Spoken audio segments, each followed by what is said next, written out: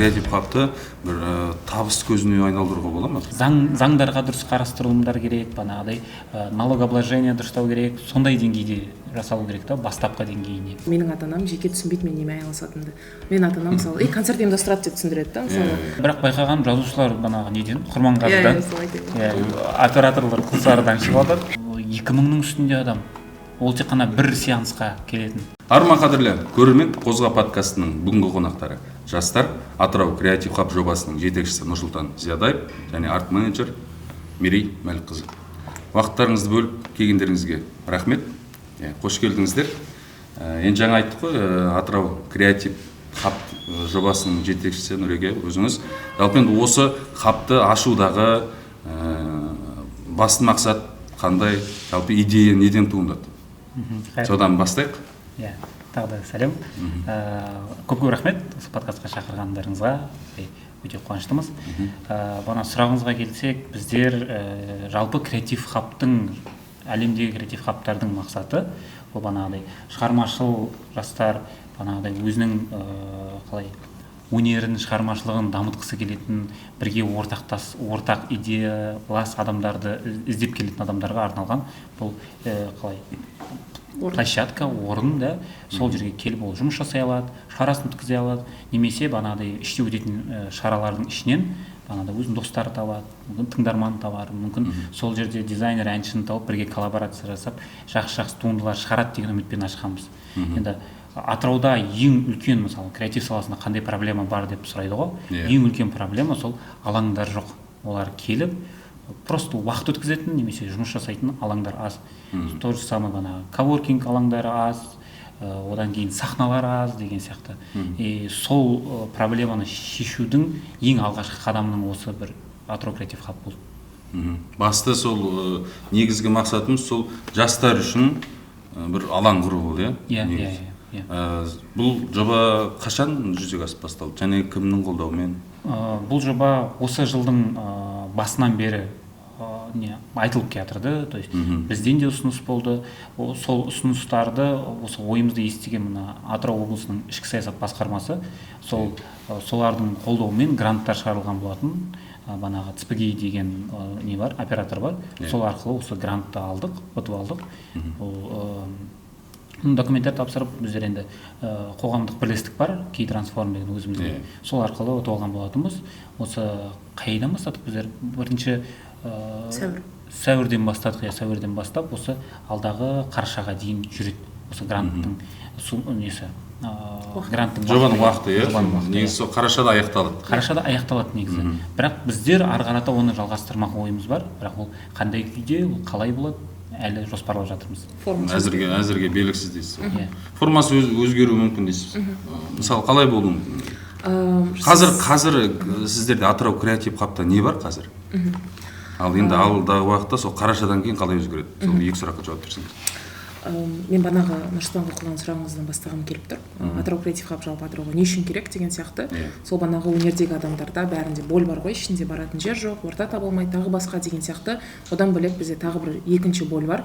Білім алатын жер жоқ. Сондай бір орталық болғымыз келді.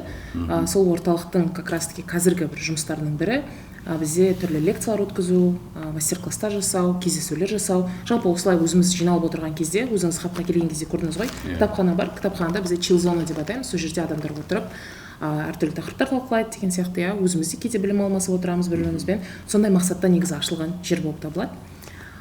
Тағы сұрағыңыз банағы. Жаңа қазір енді креатив хабта не бар? Ертең енді қарашада формасы өзгеруі мүмкін дедіңіз. Сол қандай өзгеріс болды? Бізде жалпы осыған дейін жасап келе жатқан жұмыстардың барлығы Нұрс клиент хабта жасадым, мен ол кезде Март Спайста жасадым. Тағы басқа ол нәрсе параллельно жалпы жасалып келе жатқан өнердегі жұмыстар болды. Біз үшін жаңағыдай бейтаныс дүние емес дейсіз ғой? То есть оның формасы әртүрлі болды. ЕМАда менде кәдімгідей орталық болды. Институция ретінде жұмыс жасады, біздер әртүрлі жобалар жасадық. Клиент хабта өздерінің офисында отыратын болды, сонда жұмыс жасайтын болды, бірақ олар белгілі бір жерлерде концерт жасайтын болса, клиент хаб сол жерде деген сияқты. То есть бұл жерде түсінетін нәрсе, любой круг, проект — это про людей, то есть адамдар жасайтын нәрсе болса, яғни ол нәрсені адамдар шешеді, қалай болады, қандай качествода болады деген сияқты. Сол себепті біздің креатив хаб қараша айында бітетін болса да, бізде осы проекттердің қарқыны да басқа несі де бітпейді, ары қарай осындай жасай береміз, өнерге байланысты, креативке байланысты түрлі проекттерді деген сияқты. Қазіргі уақытта креатив хабта не бар? Креатив хабта бізде кірген кезде сіздерді бірінші кітапхана күтіп алады, бізде шағын чил зона бар, сол жерде сіздер келіп өздеріңіз қалған кітаптарыңызды оқып, бәлкім кітап сыйлағыңыз келсе сол жерге кітап сыйлап тастап кетсеңіздер болады. Одан кейін бізде коворкинг зона бар, коворкинг зонада сіздер сабақ оқып немесе жұмыс жасап, адамдармен жиналамын десеңіз, жиналыс жасаймын десеңіз, белгілі бір жобаны талқылаймын десеңіздер, біздер әрдайым ашықпыз. Одан кейін бізде конференц-рум бар. Конференц-румда біздерде түрлі мастер-класстар өтеді, кездесулер, лекциялар, тағы басқа, яғни осы жасап келе жатқан бүкіл біздің шараларымыз, сол банағы лекциялар, мастер-класстар бізді белгілі бір деңгейде өнердегі адамдарға бәлкім білім бір нәрсе беру, үйрету, жақсы нәрсеге үйрету деген сияқты именно творчествоның айналасындағы, креативтің айналасындағы біліммен бөлісуге арналған орталық деп көреміз. Жаңа енді қарашада аяқталады деп отырсыздар. Енді оған дейін жаңағыдай мемлекеттік мысалы мекемеде, жаңа ішкі саясат сияқты басқармадан, мысалы демеушілердің көмегімен жалғастырасыздар ма, қандай жоспар бар? Негізі жалпы осы креатив хабты бір табыс көзіне айналдыруға бола ма? Негізі креативный индустрия деген қазір жақсы термин шығып жатыр ғой, кеңінен танылып жатыр да. Оның негізінде жатқан негізі мақсаты ол неге шығарып жатыр да? Бізде мұнай өндірісі бар да, ол бөлек мұнай индустриясы да, үлкен индустрия, бағанағыдай басқа да, мысалы модный индустрия деген сияқты бар. Оның барлығы ақша туралы, ол жерде коммерция бар, коммерция болған жағдайда ол коммерция жасап жатқан адамдар үкіметке налог төлейді. Үкімет экономикасы өседі, сондықтан еліміз дамиды деген сияқты. Бұл сондай мұнай сияқты, мода сияқты, басқа да индустрияларға қатар келетін шығармашылықтың индустриясы ретінде қалыптастырғысы келіп жатыр. Сол себепті ол жерде обязательно, міндетті түрде коммерция болады, ол жерде табыс көзі болу керек. Мысалы біздерде қалай бұрыннан кетқан, балам өлең айтады, білмеймін тойға шығады деген сияқты понятие бар да, сол жерден ақша табады, немесе анда-мында тиіп қашып, темшіктер сияқты сондай нәрсе да. Негізі ол үлкен бизнеске айналу керек. Мысалы, сіз сценарий жазатын болсаңыз, сіздің өзіңіздің кәдімгідей жеке кәсіпкер боласыз, сіздің услугаңыз болады, сіздің бағанағыдай даже профсоюзға дейін бару керек та. Мысалы, сценаристердің Америкада қандай күшті профсоюздер бар да, олар митингке шықты, болды, бітті, әлемде кино жоқ деген сияқты. Вот сондай бір үлкен бір неге жету керек, қалай индустрия, өндіріске шығу керек, сол себепті табыс көзі болу керек. Ол деңгейге жету үшін бағанағыдай ан жақтан шетелден алып келудің қажеті жоқ. Бұл жерде бағанағыдай бұл индустрия үй деп қабылдасақ, қазір бізде әлі фундамент құйып жатыр. Әлі почвасын дайындадық, енді фундамент құйып бастауымыз керек негізі. Ол жерде енді заңдарға дұрыс қарастырылымдар керек, бағанағыдай налогообложение дұрыстау керек, сондай деңгейде жасалу керек та, бастапқы деңгейінде. Жайлап жасалып жатыр деген ойдамын, енді мен ол жақта қатты хабарым жоқ та, бірақ мына жақта біздер бар екенімізді көрсетуіміз керек. Креатив Атырауда бар, ол қарқынды өсіп жатыр. Біздің жақта таланттар бар, оларға тек бағыттау керек, оларға да бағанағыдай площадкалар керек, алаңдар керек, шыны керек. Қазір енді жастар келіп жатыр ма креатив хабқа? Әрине. Баяғыдан бар бір Инстаграм парақшалары бар, тиктоктан, алдында бізде бір тиктокта видео рекқа шығып кеткен, сол кезде көрдік, Атыраудағы кештер деп салғанбыз, солай рекқа шықты. Сонда біз бір Атырауда тұрамыз ба дегенде сұрақтар болды кейбір адамдарда. Дегенмен бізді көптеп біліп, келіп, көріп, сарафанка деп айтады, бірден естейді. Әйтеуір бірден істеп жатыр, осы жақта қызық болады деп келетін адамдар бар. Олар хабқа да келеді, хабты біліп келіп жатқандар бар, бұрыннан клиент хабты, еманы білетін адамдар бар деген сияқты. Сол себепті жастар өте көп келеді негізінде. Күшті, әдемі. Енді жаңа айтып, креативті индустрия енді дамып жатыр Қазақстанда. Ал енді жалпы осы Атыраудан бөлек басқа өңірлерде осындай жобаны қолға алып жақсы жүзеге асырып жатқандар бар ма? Өзге өңірлерде мысалы көрдіңіздер, мүмкін естідіңіздер? Именно креатив хабқа қатысты. Қазақстанда мен білуімше Алматыда жақсы дамыған, бағанағыдай Дом 36 бар, болды да. Осының басқа да өзге эпик бар, Оралда ашты осы жақында, Астанада, Алматыда бар екенін естідім. Целинный ашылып жатыр, Ема біршама. То есть ол енді креатив хаб деп өзін атамаса да, ол үлкен бір жақсы алаң болды, кеңістік болды. Біздер енді клиент хабпен қатар ашылып, қатар дамыдық та, бірақ соның ортасында бірге жұмыс жасап, жақсы жұмыс жасадық. То есть бізді қолдаушылардың бірі сол Ема болды. Жалпы әлем бойынша алатын болсақ, негізі мен жақында Лондонға барып келдіңіз. Иә, содан бастайық. Олда да ішкі саясат басқармасының қолдауымен бір үлкен жоба болған, fellowship деген. Ол жерде 10 адам таңдалды, үлкен отбор болды. Ол жерде банағыдай 2 этапты отбор болды. Бірінші онлайн, екіншісі офлайн, банағыдай экзамен тапсырғандай болдық. Не үшін барасың, қандай жоба, қандай ойыңмен, қандай мақсатпен деген сияқты. И сол кезде осы креатив хабты, креативный индустрияны қараймын деген ниетпен барған болатынмын. Осы 5-еуміз, 10 адамның 5-еуі Стамбулға барып келді, 5-еуі Лондонға бардық. 5-еуміз. И мен бұған дейін де естуім көп. То есть олар 90 жылдары бастап кеткен ол индустрия деген нәрсе бар екені, оны қабылдап, соны дамытуға күш салған. Үкіметтің қатысуынсыз ол жерде болмайды, потому что енді бағанадай заңдар енгізілу керек, определенный алаңдар ашылу керек деген сияқты.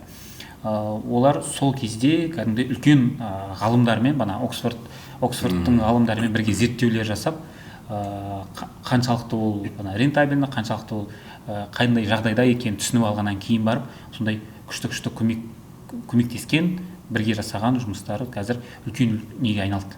Қалай қазір индустрия, әлемдегі ең үлкен индустрияның бірі сол, мен қателеспесем, экономикаға да өзінің үлесін қосып отыр ғой.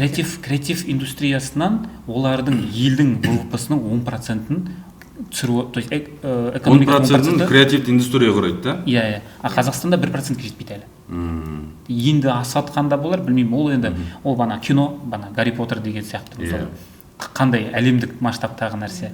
Ол жерде банағыдай кітаптар, Толкинг па, Роулингтің кітаптары, тоже самый театр, мысалы, екі аттасаң театр. Біздер неде болдық, Великий Гэтсбиде болдық, үлкен Лондон Коллизиум деген театрда. Қанша адам ана жерде? 2000-нің үстінде адам. Ол тек қана бір сеансқа келетін. Бөлек әңгіме ана жерде. Сол, ол жақта жақсы дамыған. Соның ол жерде морской порттар болған, морской порт, сол жерде Докландс деген, нелер, складтар, ескі складтар. И олар пустовать етіп босап қалған, ол жер қолданыс, енді заман өзгеріп жатыр, модернизация болып жатыр, ол жерлер босап қалғасын, енді ғимараттар босқа тұр, сол кезде оларды неге берген, креативті индустрия, креативті бизнестарға берген болатын. И олар сол жерге кіріп, бизнесін жасап, енді ең үлкен шығын бизнесте енді аренда, жер, площадка жетпейді, қымбат, үлкен қаражаттың бөлімін алады. И соған үкімет не берген, жеңілдік берген, и олар өзінің бизнесін дамытып, арғарата үлкен индустрияға айналған. PHM Levels деген бар, ол заброшенный не болған автостоянка. Ол жерде вообще не болған, гетто болған, өте нашар район болған, ол жерде наркомания көп болған, ұрлық, қылмыс көп болған. Бірақ сол жерде қалай креатив хабқа алды, сол жерде жайлап дамытып бастады. 15 жылдың ішінде ол жер населениесі 2 есе өсіп, үлкен брендтер келіп, үлкен жилой комплекстер салынып, бизнес-центрлер салынып, ана жер геттодан жаңа центрға айналған. Жаңа тыныс берген дейсіз. Сол креативті индустрияның арқасында. Креативный хабтың арқасында. Бір хаб, бір районды өте жақсы гүлдендіріп тастады. Бәрекелді, тамаша. Енді сол жақтан Атырауға не әкелдіңіз? Енді салыстырсаң, енді салыстыруға келмейді негізі. Ол жақтың заңы бөлек, ол жақтың адамның культура, мәдениеттері бөлек, адам қабылдауы бөлек. Басталған уақыты да ертерек, 30 жылдан әрі. Иә. Енді бізде алатынымыз көп, оның енді бастапқы қандай решениелер қабылдады, соны біздер өзімізге алуымыз керек. Бізде бос жатқан жерлер көп, соларды беру керек. Қаладағы арендный стоимость, мысалы офис алатын болсаң, сен фотограф немесе осындай студия жасаймын деп алатын болсаң, өте қымбат. Соған мысалы үкіметтің балансында мүмкін заброшкалар деген сияқты сондай нәрселер доступ берсе соған, мысалы арзан бағаға, даже бесплатно деп айтпаймын, рыноктан төмен бағаға берсе, ол үлкен көмек болады. Ол үкіметпен бірге байланыс жағынан. Былай негізі жұмыс жасап жатқан креатив индустриядағы адамдарға бизнес қалай официально тіркеу керек, бизнесті ИП ретінде, ТО ретінде, оған бір жеңілдіктер болу керек, оларды итермелейтін. Мысалы дыбыс студиясында ол күнде тойға не жасады, мысалы 30 мың, 20 мың жазады. Оған бизнес жүріп жатыр да, и ол ИП ештеңе жоқ, ол наличкамен алып жатыр мысалы. Үкіметке пайда жоқ, адамға пайда, ол андай оған да үкімет көмектеспейді, ол да үкіметке көмектеспейді деген сияқты ғой. Мына жерде win-win болу керек. Мысалы үкімет бір поблажка беріп оны сол нәрсеге итермелесе, міне сен ИП-аш заңды жұмыс жаса, саған осындай поблажкалар или там плюшкалары бар, осындай ұтасың деген сияқты. Сол менің ойым. Қосарым бар ма осыған қатысты? Иә, негізінде әлемде өте кең таралған. Нурс Лондонға кетер алдында біздер көп зерттедік қой, енді қайда баруға, тағы басқа деген сияқты. Сол банағы заброшкалар туралы Лондонда warehouse деген тәжірибе бар. Warehouse деген складтар, осындай үлкен ангарларды алады да, қаланың сыртында болуы мүмкін, ортасында болуы мүмкін, алып креативті индустрияға беріп тастайды. Одан беріп тастағанда сондай warehouse-тардан Эд Шеран, одан кейін біз білетін Адель сияқты танымал әншілер шыққан, және де бір Лондонның өзінде 200-ден астам warehouse бар екен. Лондонның өзінде 200-ден астам. Тек Лондонның өзінде.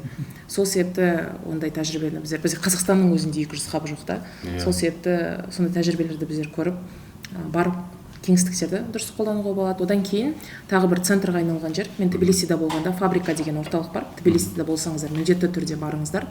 Ескі фабриканың орнын алып артспейс ашқан, үлкен ішінде хостел бар, ресторандары неше түрлі, и одан кейін олар жергілікті өнімге өте көп назар аударған. Оларда керамика өте жақсы дамыған, мысалы Грузияда. Сол Грузиядағы бүкіл магазиндерге алып льготны орындар берген, олар өздерінің нелерін сатады, изделияларын, тағы басқа. И ана жерде сол фабрика ашылғаннан кейін, ол қаланың ескі бөлігінде болған, біздің привокзальный сияқты бір гетто жерде, и солар ашылғаннан кейін сыртын әдемілеп бояған, тағы басқа, айналасында сондай жерлер ашылып бастаған. Кофейнялар неше түрлі, винтажный магазиндер қазір танымал, бізде. Сондай сияқты жерлер ашылып, ол жаңа орталыққа айналған. То есть ана жақта супер цивилизованный қаланың бөлігі бар, жаңа ғимараттар салынған, біздің Астана сияқты бөлігі. Одан бөлек қаланың ескі бөлігінде көбіне жастар көбірек сол жақта жүреді, өйткені ол жақта банағыдай креатив орталықтар бар. Сол себепті біздер қаланы централизация жасағанда да сондай нәрсеге мән бере аламыз да. То есть барлығы новыйдан сала бергеннен гөрі ескі заттарды дұрыс қолданып білсек. Мысалы, айта беріңіз. Ондай әлемде көп. Мысалы, мен Москвада болған кезде ол жақта флакон, бұрын духидің флаконын шығарған дизайн завод флакон деген бар. Ол қаланың ортасында орналасқан завод болған. Осы бана Собянин әкім, қалай мэр ма? Сол заводтардың бәрін қаланың сыртына шығарған. То есть қаланы ластап жатсыңдар деп. Сосын ана ғимаратты бұзып тастамай, банағыдай бизнесмендерге берген, сол жерде креативный бизнес жасағым келеді деген адамдарға, бизнесмендерге берген. Ол алғанда бүкіл креативщиктердің бәрін жинағанда сол жерге типа ойларыңа келген жасаңдар, бизнес жасаңдар деп берген. Ол жерде көбінесе локальный көп қолданады, сосын креатив көп қолданады. Оларға жақсы соны қолдайды көбірек. И ана жер бөлек қаланың ішіндегі қалаға айналды. Ол жерде даже үкімет жақтан андай поддержка болған. Мысалы, ол спальный район ғой. Ол жерде 10-нан кейін шулау болмайды. Именно сол жерге сағат 1-ге дейін рұқсат береді шулауға. Мысалы, ол жерде концерттер өтеді, ол жерде какой-то жиналыстар өтеді. Өте ана жер қалай өте модный жерге айналып кетті одан кейін. Ал енді сіздер орналасқан креатив хаб Жарбосын көшесінде, қаншалықты қолайлы өздеріңізге? Енді жаңа айтып жатырмыз, жаңа бір жерден кофехана ашылды, мысалы, айналасынан. Сол сияқты, мысалы, сіздердің орналасқан орындарыңыз қаншалықты қолайлы осындай дүниені жасауға? Енді бастамаға өте жақсы, бастамаға. Бірақ толықтай ол жердің қолдануға ыңғайсыздау. Банағыдай ол жерде жер үйлер көп, шулауға болмайды деген сияқты. И ол частный үй, біздер енді арендада отырғасын, ол жерде ойымызға келген жасай алмаймыз. Ойымызға келген енді в рамках дозволенного деген. Бірақ қолымыздан келгенше жасап жатырық. Бірінші адамға өте керемет жер. Банағыдай бізде арендодательде де өте адекватный кісі, көп нәрсеге рұқсат беріп отыр. Негізі хотелось бы алдағы уақытта үлкендеу жер, ашықтау жер, банағыдай ішіне павильон жасауға болатындай, ішінде үлкен съемка жасауға болатындай мүмкіндік көп қой негізі. Жасай берсең, Атырауда таланттар көп, жасаймын деген адамдар көп, бизнесмендер де көп, мысалы, қолдайтын. Бірақ банағыдай ғимаратпен шектеліп отыр. Бір склад сияқты. Гараж сияқты дейсіз ғой, да? Негізі біз басында сондай склад таптық, қаланың ортасынан күшті жерде таптық, бірақ банағыдай арендодательдің мен бірге суммасына келісе алмай қалдық. Ыңғайсыздықтар болып қалды. Алдағы уақытта шешім табады деп ойлаймыз, сенеміз. Жаңа айтып жатырмыз ғой, менің балам тойларға шығады, ән айтады деген сияқты. Жалпы қоғамның креативті индустрияға деген көзқарасы қандай? Креатив хабқа. Пока түсініп жатқан жоқ, әлі түсініксіздеу. Ол енді қоғамның тарапынан да түсінгені жақсы. Ол жайлап келеді. Ол жерде ақша тауып бастағаннан кейін, көріне бастағаннан кейін адамдар жайлап жақсы көзбен қарайды. Біз мысалы бізде қоғам бір жақсы жағы бар, бірден сені қабылдамайды. Саған көп еңбектену керек, сол арқылы өзің дамытасың ол қабылдау үшін. Мысалы ішіңде андай не бар, стержень болса, сен типа дәлелдеймін, көрсетемін өзімді деген сияқты ғой. Мысалы бізде Кезең деген рок-группа болды, олар бізде ең алғашқы концерттерін жасай бастаған кезде комментариялар қатты кетті. Мынау кімдер, сатанистер, не үшін керек деген сөздер болды ма? Ал қазір олар үлкен фестивальдарда олар туралы документальный фильмдер түсіріп жатыр да, мысалы. Енді атыраудікілер қатты қабылдамаған бар, бірақ олар ары қарата өзінің аудиториясын Қазақстан бойынша тауып отыр да. Ол бірден қабылдамайды. Бірден қабылдаса, значит, сенде бірдеме дұрыс емес. Мерей, қосарың бар ма осыған? Мысалы, жалпы енді сол креатив деген түсінікті енгізу, мысалы, сол мәдениетті қалыптастыру үшін не нәрсе керек деп ойлайсыңыз? Оған андай бір гениальный ештеңе керек емес, просто қалай айтсам болады, креатив бәріміздің өмірімізде бар. Біз тыңдайтын музыка, қарайтын фильм, қолданатын приложение, тағы басқа, телефондағы удобство, например, соның барлығы негізінде креатив арқылы келген нәрсе. IT-да да айтады, дизайнерлердің түрлері болады деген сияқты. Сол себепті, білмеймін, енді бәріміздің өмірімізде бар нәрсе. Біздің жасайтын енді креативті түсініп түсінбеуі бір қызық нәрсе айтқым келеді. Біздің ата-анамыз, мысалы менің ата-анам жеке түсінбейді мен немен айналысатынымды. Менің ата-анам мысалы, концерт ұйымдастырады деп түсіндіреді да, мысалы, тағы басқа деген сияқты. Хотя біздің, қалай айтсам болады, кейсімізде өте көптеген шаралар бар. Көрме болуы мүмкін, ғылыми жоба болуы мүмкін, тағы бірдеңе бір уақытта барлығы араласып жатуы мүмкін бірге деген сияқты. Сондай бір жағы болмаса, негізінде қызық, бірақ сол Нұрс айтқандай шыңдалуға өте күшті нәрсе, мотивация аласың. Нұреке, ата-анаңыз немен айналысатыныңызды біле түсінемін. Жалпы күні кеше түсінді. Әйтеуір бірдемемен айналысады деп айтады, бірақ точно айта алмайды. Всегда сұрайды. Креатив па, сондай бірдеңе. Қазір әйтеуір қоғамдық жұмыспен айналысамын деп түсіндіремін, көп ағайындарыма. Былай қатты до конца түсіне қойған жоқ. Жастармен жұмыс істеймін. Әйтеуір өнердің айналасында деген сондай. Мысалы, жастар, достарым түсінеді. Жастар. Сол жеткілікті. 40-тан 45-тен әрі қарай түсіну қиын шығар негізі. Самое главное, сол әркім өз-өзіне түсінсе, оның жасап жатқаны креатив, банағыдай, даже самый сол тойға да выступать етіп жүрген мысалы музыканттар бар, бишілер бар, оларға түсіну керек, то что олар креативный индустрияның ішінде, олар пайдалы нәрсемен істеп жатыр, айналысып жатыр. Алдында бір оқуларда болғам, сол кезде банағы 90-шы жылдары Англияда креативный индустрияның негізін қалағандардың ішінде болған, мысалы Оксфордтың профессоры айтады да, мен Центральный Азияда, Орталық Азияда болдым дейді. Сендер бір нәрсені түсіне алмай жүрсіңдер дейді. Сендер креативный индустрия, сендерде дейді, той дейді.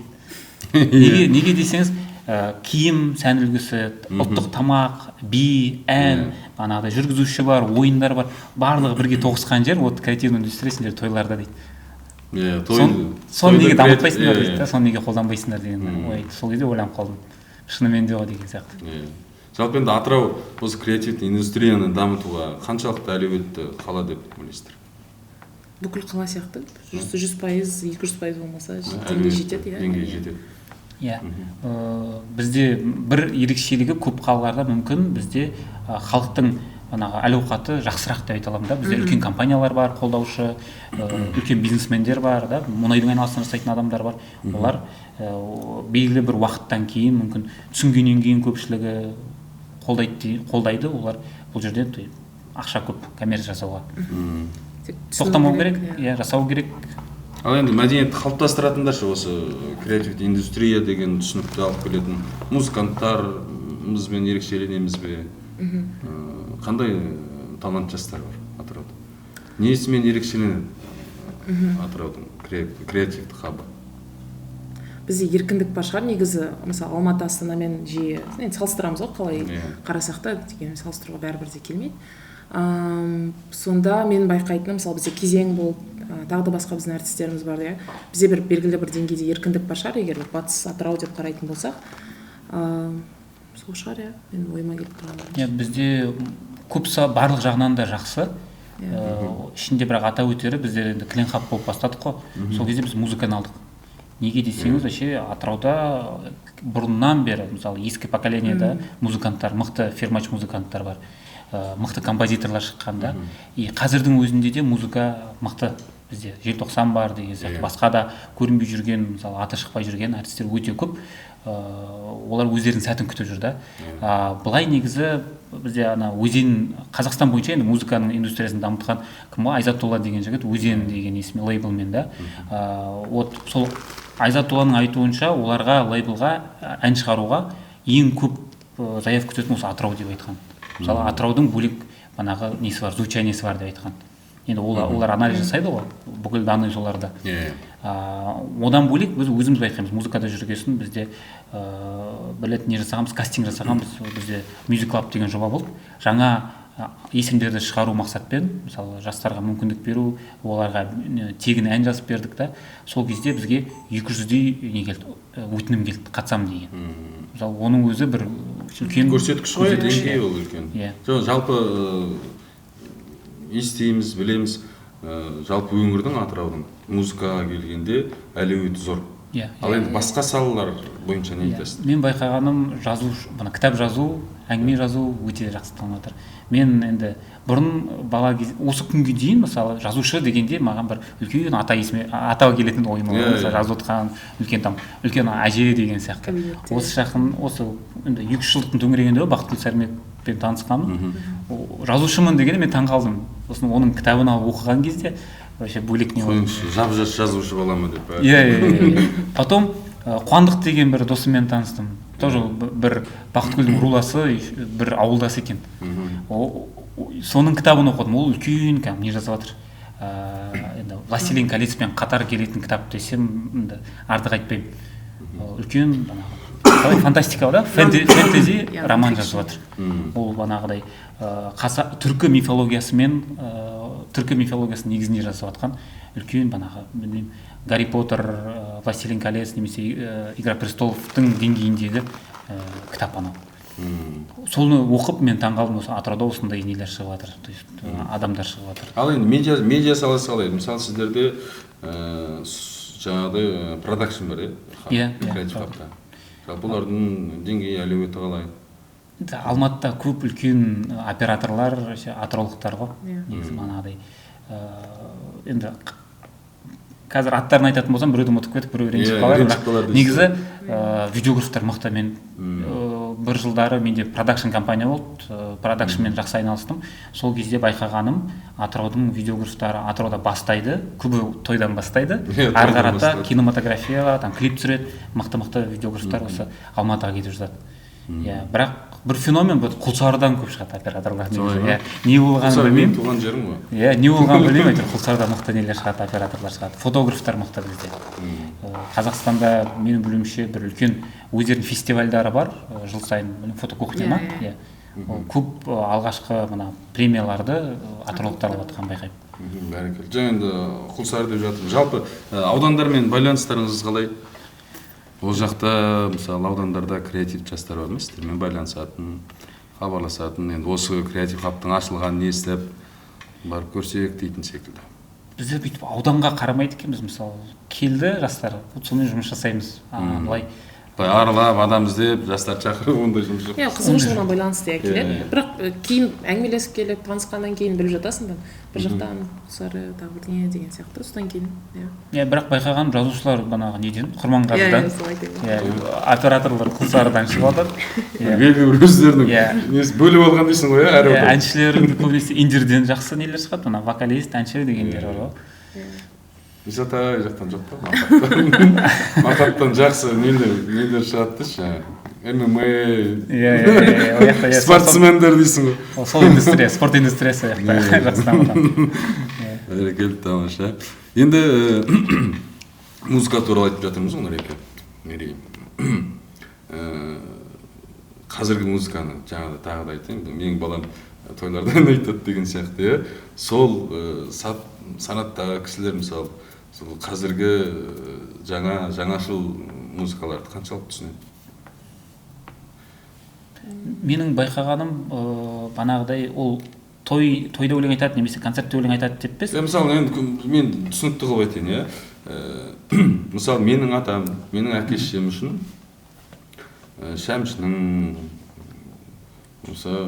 Төреғалидың, Қайрат Нұртастың Ернар Айдардың әндері ұнауы мүмкін, жақсы көруі мүмкін, соны жақсы көріп тыңдауы мүмкін. Мысалы, сіздердің бағыттарыңыз басқаша. Ол енді адам вкусына байланысты. Біздерде мысалы қаншалықты қандай заманауи болып, мысалы Кендрик Ламар тыңдаймыз, немесе там басқа шетелдік әндер тыңдаймыз дегенмен де біздерде отырыстар болады ғой. Соңында түбінде келіп Шәмшінің әнін айтамыз. Мысалы жиналып келіп өлең айтқан кезде. Оның феномен ғой. Оны айтылу керек шығар. Бізде естелік деген жоба бар. Біздер халық әндерін жаңартып жасаймыз да. Ол енді біздер сол жерден іздеп өтпейміз ғой. Мысалы жадымызда қалған ескі әндерді аламыз да, соларды өзімізден өткізіп жасап қараймыз, осын түсіріп қараймыз да. Басқа өзімізге қызық әншілерге айтқызып қараймыз. Бұл как эксперимент ретінде да.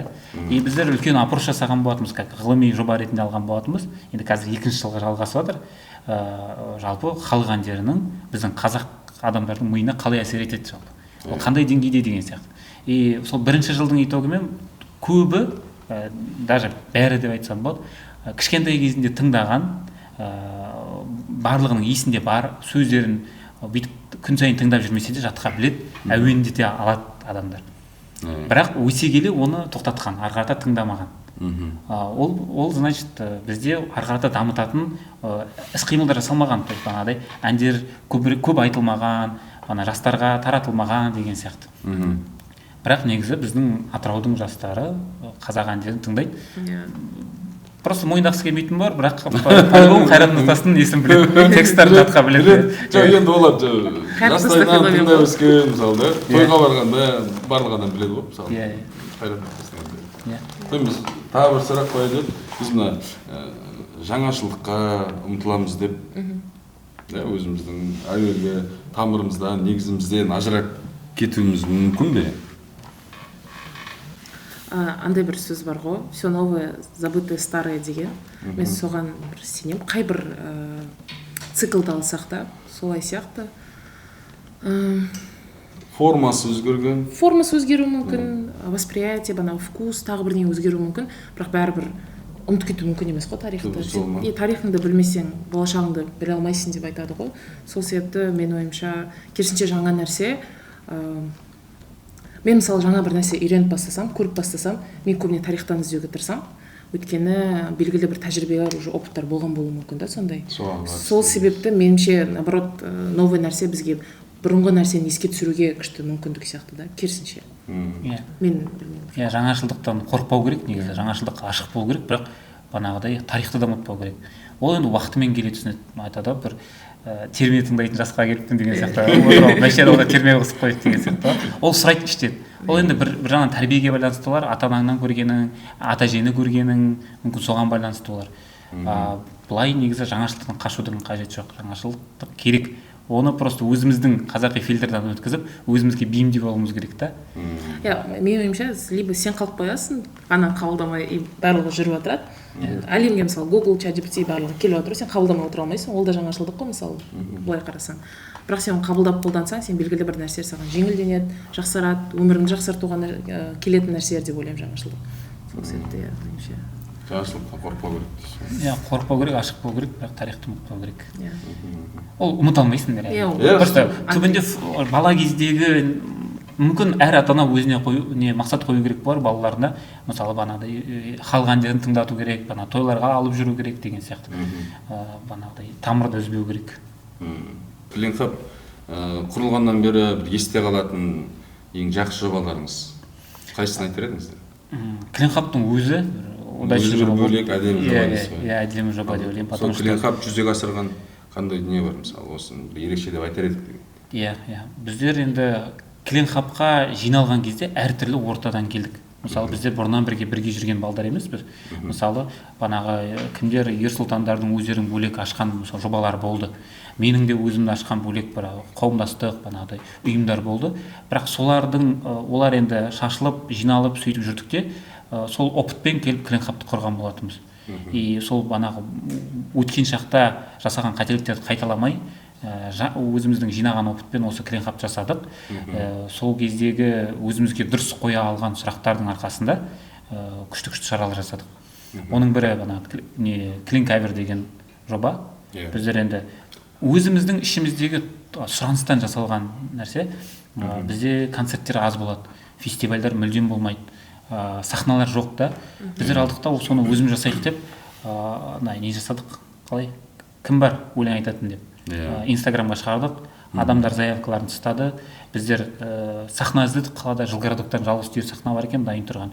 Ол жерге тоқ керек, қайдан сұраймыз тоқты? Акиматқа барамыз, акимат анда жүреді, ол мында жүреді. Сөйтіп әйтеуір қалалық ішкі саясатқа жетіп, Әлішермен танысып, одан не сұрап, розетка сұрап, сол жерге концерт жасадық.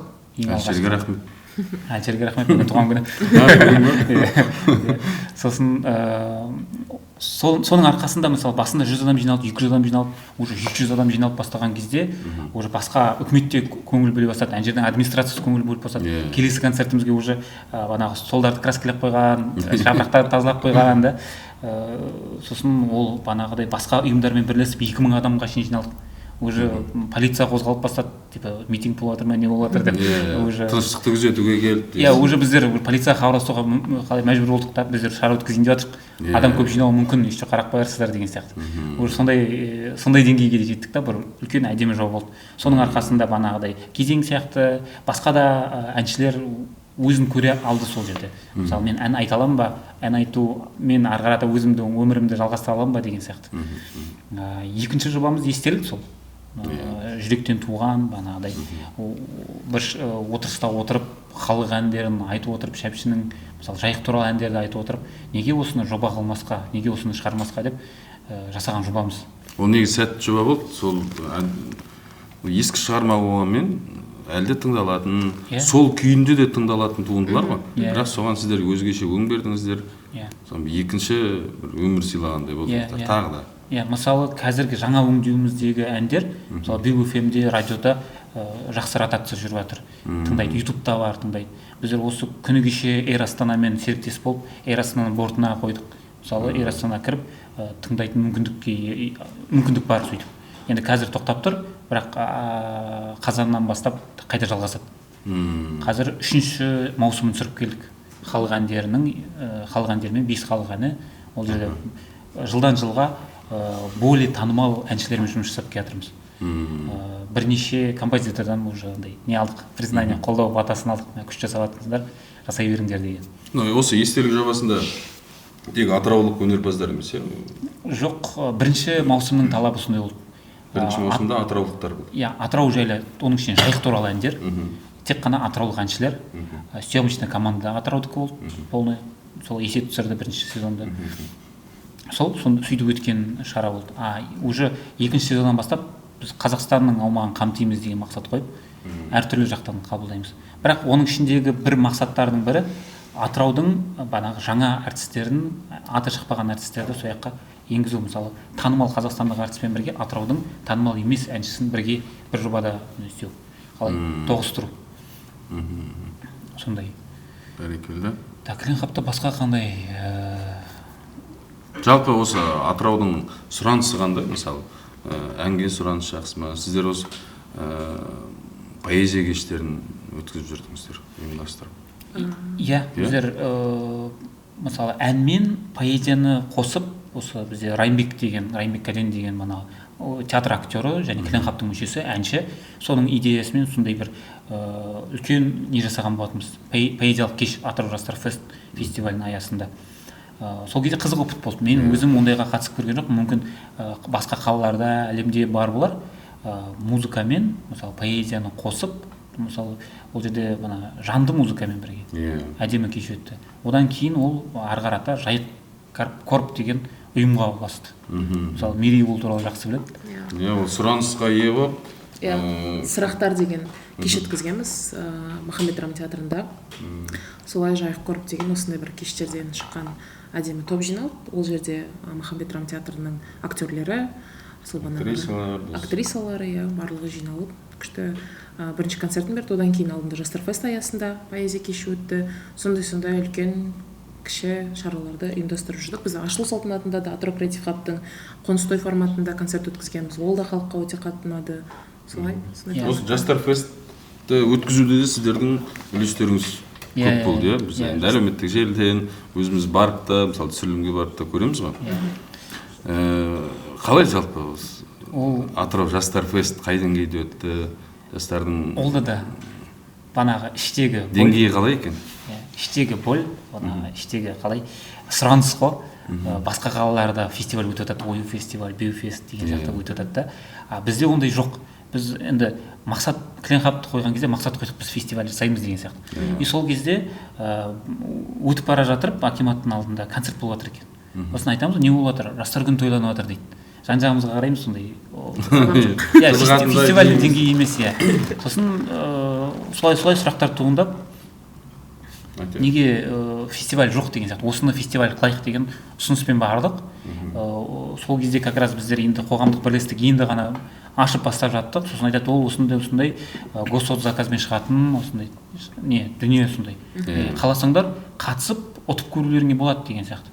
И сол жерде қатыстық, сондай өткізу мүмкіндігін алдық. Сосын банағыдай ойымызда не бар, көргеніміз бар, істей алатынымыз бар, барлығын қостық. Фестивальда там шаралардың өздеріне емес, банағыдай оформлениесіне мән берейік, оның ішіндегі составляющий банағы участниктеріне, одан кейін екінші Эджифест осы 2024-те мереге қосылды. Ол жерде фудкорттарды, партнерларды қосып көрдік. Мысалы, малый средний бизнесті осыған алып келдік. Фестиваль тек қана банағыдай ән айту, шахмат ойнау, банағыдай қол күрес жасау емес. Ол жерде бүкіл банағыдай жастармен қатар қаланың мерекесі ғой негізі. Қалалық мерекелік деңгейге жеттік. Мысалы, қала күнімен қатар шара болатындай деңгейлі істейсіз. Мен тіпті бір досым айтқан, мен Атырауда наурызбен осы жастар фестті күтемін деп. Өйткені сондай деңгейде үлкен кәдімгідей мереке қылып өтетін, сондай атмосферасы бар фестивальдардың бірі болып табылады. Рас айтасыз. Негізі жастар фест сол 2023-тен бері ерекше форматта жаңаша тойланатын болды. Сіздер келгенден бастап. Қуаныштымын ондай әсер қалдырғанымызға. Негізі ерекше. Енді оған дейін жастар фестиваль өтеді, жылда өтеді. Соны барамыз, көреміз, сейілдіріп ана жерде, мына жерде 5-6 адамнан жүреді. Мақта сатады, сонда кішкентай балалармен жүреді. Фестивальдің аурасын бермейді. 2023-тен бері 23-24, биылғы 25 жылы фестивальдер өте жақсы өтті. Атыраудың кәсіпкерлер болсын, үкіметтік басқармалар болсын, осы креативті индустрияға, жалпы мәдениетті дамытуға деген қолдауы, көзқарасы қандай? Қысқаша айтып өтсеңіз.